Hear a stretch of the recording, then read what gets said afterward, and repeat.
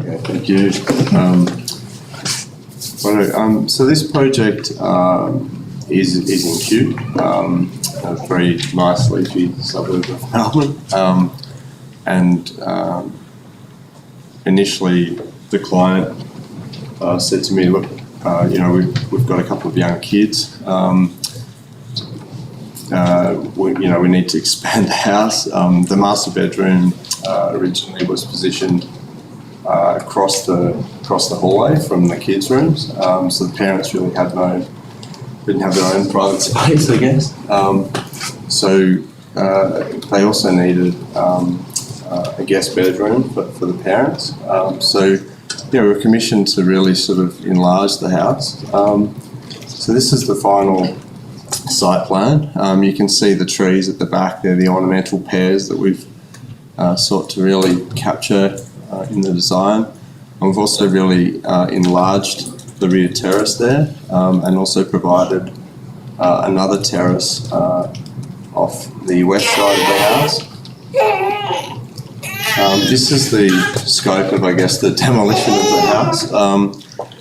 That whole living wing, that was a previous alterations and additions that was done in the 80s, 90s, and it was really tall. Like, we're talking sort of 4 metre high ceilings plus, and there was an initial step down from the hallway into that zone with a step back up into the kitchen, and you can see the parents' main bedroom directly across the road from the hallway from those kids' bedrooms there. So it really wasn't functioning ideally.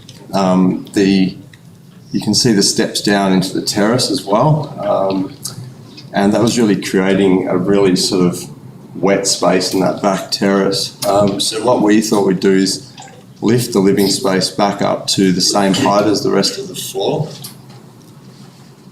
so that the transition was smooth, and we just repositioned some things. So the laundry space has now become the walk-in pantry. We've got the parents' bathroom has now become a guest bedroom. We've just rejigged a lot of the spaces to make it work better, and we've positioned a parents' retreat at the upper level, just looking out to that beautiful sort of garden that existed of those ornamental pears. So it's really showing the extent of the work. Here we've got sort of the elevations, and the existing building, or the renovation, was really horrible in that it was just sort of a white render that bared no connection to the existing building. So we've sort of reinstated and matched a nice red brick to match the existing. Those doors up in the living space, they open right out and they stack back against the brickwork to enable the living space to open right out to the terrace. Again, I wanted the garage to also become another space within the house that they could use for, say, for example, an 18th birthday party or a 21st. So those two doors that are permeable, they stack back against the wall too. So you've got these two rooms that really open to this beautiful terrace space. And then really just making sure we incorporated solar passive design. You can really see that summer sun being completely excluded, both at the top level and the bottom level, and the winter sun being able to really fill in and flood that floor plate with nice warm sunshine. The existing house had a very dark interior, deep inside. So we've installed an east-west long thin skylight that just drops this big shaft of light throughout the whole house. But because the shaft's so nice and thin, you don't get the heat associated with that. This is our clients back where the project began, sort of walking around the garden looking at what we might do.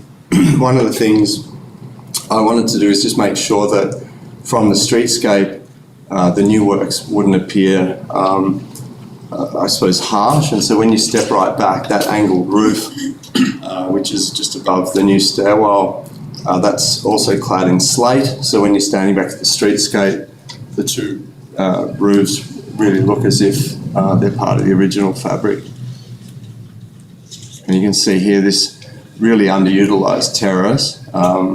In the original, we've put a new west-facing terrace, which the living room opens out to. The rumpus space also opens out to that as well.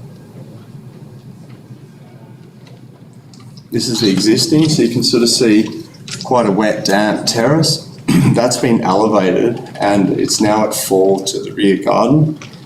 So we don't have any issues in terms of, I guess, we're sort of future-proofing the project. We're going to get heavier rainfall in the future, and so we've elevated this terrace, and the surrounding landscape is like a vegetated gutter around the project. It's 6 months. Okay, right. Burning through time. Okay, so you can see quite a dark and uninviting sort of existing, and we've really just opened that up. The roof of the garage there, quite high and not letting light into the terrace space from the east. I'll just run through these slides fairly quickly to make sure we cover them all. Existing kitchen, step down, step back up, very awkward, and this is the new kitchen filled with light, shaft of light coming in. Very high ceilings, like a basketball stadium almost. We've actually lowered it and to fit the level above. We've also reinstated the original heritage balustrade, which is a lot lighter and I think more in keeping with, I suppose, the garden. This is probably the main, I suppose, the motif that drove the windows at the back. You can see that shape carved in the mullion, which we've rotated and I suppose expanded and implanted on the windows.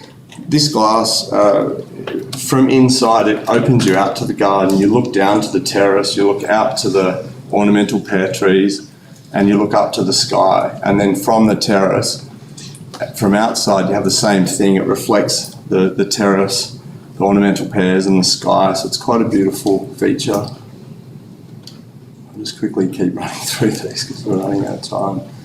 And just a bit of playfulness. We've got these, we've hidden the upstairs stairwell. We joked that the kids wouldn't be able to find where the parents were. Again, just this playfulness. We're hiding the desk, or we're hiding the shelving. 8 minutes, so if you could wrap up that sentence. Just quickly, I'm really flying through this.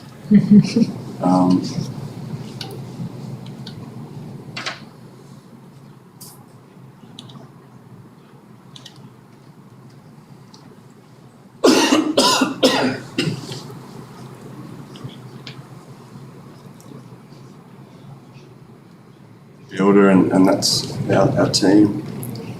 Oh, we got so happy. Loving it. Maybe that was the one moment. Great. Thank you. Thank you. Cheers.